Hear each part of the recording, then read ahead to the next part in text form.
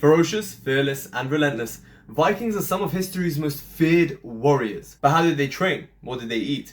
And what kind of mindset led to their need to expand across all of Europe? In this series, Warriors Reborn, I'm going to be breaking down the most interesting warriors in all of history. Today's episode, Vikings. We're going to be looking at how they ate, how they trained, and exactly the things that you need to do in order to be able to mimic their kind of lifestyle. Vikings come primarily from Scandinavia. We're talking Norway, Denmark, and Sweden, and were most active in and around Europe in the 8th to 11th century. But Vikings weren't just warriors. They were sailors and amazing explorers. Even though they raided and pillaged their way across Europe, they are known for discovering Vinland, or as we now know it, Canada, America, North America to be exact. Not only explorers and warriors, but they were also known as traders. Harald Hardrada, the last great Viking, is known to have gone to serve in the Varangian Guard in the Byzantine Empire. Ultimately though, the reason for their success and the reason for why they inspired dread and fear across multiple nations and different people was due to their close combat prowess. Certain Vikings, known as berserkers, have been known to have taken special herbs to increase their combat prowess, earning them a dark and bloody reputation even among their own people. It's a lot easier to look up to a certain warrior caste, especially through history, when you know the kinds of people that have inspired the greatest tales, especially in the Viking sagas.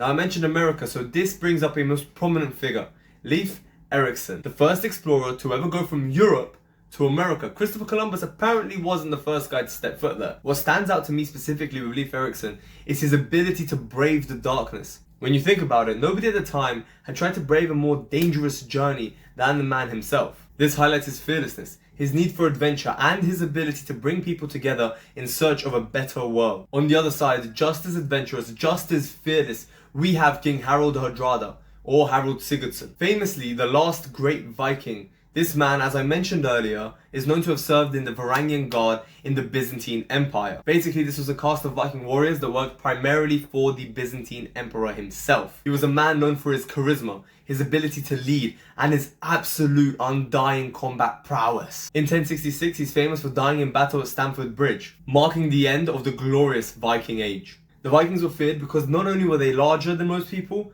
but would fight with absolute savagery. Their raiding and pillaging were done for two primary reasons. Number one was to secure farming land for their people, seeing as Scandinavia is quite the infertile land. And number two was to glorify yourself in sagas, find riches, and die in battle hoping to join the heroes of Valhalla. Vikings weren't cowards either. As we all know from the Spartans, shooting your enemies with bows and arrows was quite cowardly. Vikings were brutal, up close and personal. Due to Scandinavia's lands being quite infertile, Vikings are known for their high protein diets. This means that they were primarily eating wild game such as boars, deers, does, etc. and fish, primarily a very healthy substance of high protein fish. This doesn't mean that they weren't turning their fair share of rye, barley and oats into bread. However, due to the infertile land, stuff like vegetables were quite cut down. Still though, they managed to obtain essential fats from things like dairy and things like fish. As we all know, salmon is plentiful in omega-3 fats. The beauty of their diets was that they were simple. Stews, porridges, fish over an open flame. Just seems delicious, doesn't it? Vikings also didn't have formal gyms. All of their training was functional. This included things like chopping wood, farming, building ships, and using fishing nets. Rowing, in particular for Viking raiders, was a core part of their training. Let's also not forget that in their pastimes, they were taming rocks, making them their pets, and lifting them up. There were four kinds. The weakling 50-pounder, the half carrier of 120 pounds, the half strong 220 pound one, and the full man 340 pounds. Now we're here to discuss exactly what made them warriors. The primary way in which Vikings trained were with axe, shield, sword, shield, sometimes bow. There was usually a shield involved, or a big axe, or a big sword. As you might imagine, Viking raiders regularly trained in close quarter combat. Constantly lugging around the sword and shield makes for great upper body strength. And if you've ever spent some time sparring in martial arts, then you'll know just how much endurance it really takes. Now imagine this with armor, a shield, and a sword. Vikings had two primary beliefs that really drove them on their path of being warriors. Number one was the whole die in battle, go to Valhalla.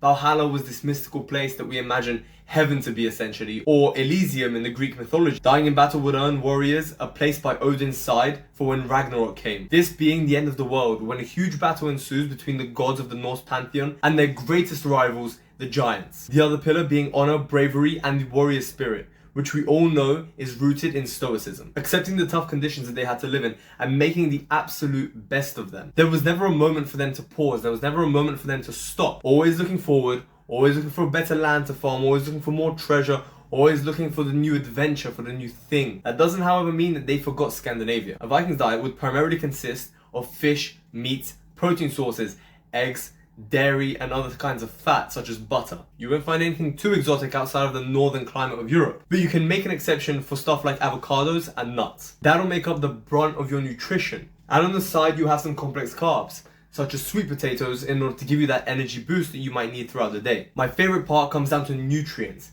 Berries, apples, all of these delicious things that you can find in mainland Europe as well. I myself am quite partial to a little yogurt bowl with honey on top. When it comes to the physical training aspect of things, you can go down two routes. Either you can do the completely functional stuff, chopping wood, lifting stones will make a great foundation. However, most of us don't have the kind of space nor the time for that. And so we find ourselves in the gym. For that functional strength, compound movements as usual make up the brunt of your workout.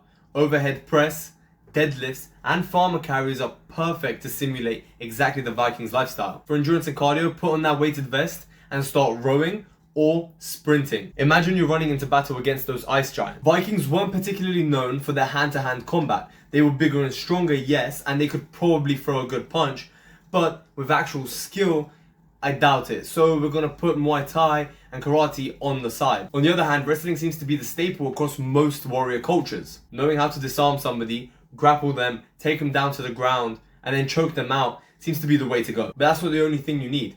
Primarily, you need to learn how to use a sword and a shield. Afterwards, go with the axes, go with the maces, go with whatever you want. But melee was a staple in their training, and so it should be in yours. An example weekly workout could look something like this. Morning, combat training. Evening, upper body pull day. Pull-ups, barbell rows, bicep curls, that sort of thing. Tuesday, morning, endurance training. Rowing, sprinting, all in interval training. Evening, lower body strengths, deadlifts, squats, lunges, etc. Wednesday, morning, more combat training. This time we're talking grappling, takedown drills, heavy bag work. Evening, upper body, push day. Prioritize the bench press, overhead press, and tricep work, like dips. Thursday morning, take some time off the physical fitness and get into mental toughness. Cold exposure and meditation and breathing exercises can really get you ready for those cold winters. In the evening, get to functional strength. Farmer carries, sled pushes, loaded carries, etc. Friday morning, more endurance training. This time, either a long distance run or a hike. Evening, upper body strength, pull-ups, rows, overhead presses, etc. Saturday morning, go on a nice hike or swim. And in the evening, get some rest. Sunday, put your armor on, pick your swords up, and get ready for sparring. The Warriors Challenge is going to test if you have what it takes to be a Viking. Just remember one thing, stay safe, please. What you're going to do is 5 sets, 3 workouts, and ice baths at the end of every workout. First up, 10 reps of weighted hammer slams, followed by a 500-meter row, no rest, into a 50-meter farmer carry with heavy kettlebells or dumbbells. At the end of that, you're going to be doing 3 minutes of an ice bath. Jump back out, 5 sets of this. Now that's basically how Vikings ate and trained. The question is, do you have what it takes to be a Viking? Take on the challenge. If ice exposure isn't for you, don't do that part, but you certainly can do the other 3 exercises. And figure out, do you have the strength and endurance needed to row across vast swaths of ocean? If you enjoyed the video, like, subscribe, and leave a comment, positive or negative. I'd love to know exactly your takes on this. Maybe you guys are going to teach me something that I don't know. Hit that notification bell and keep training like a warrior.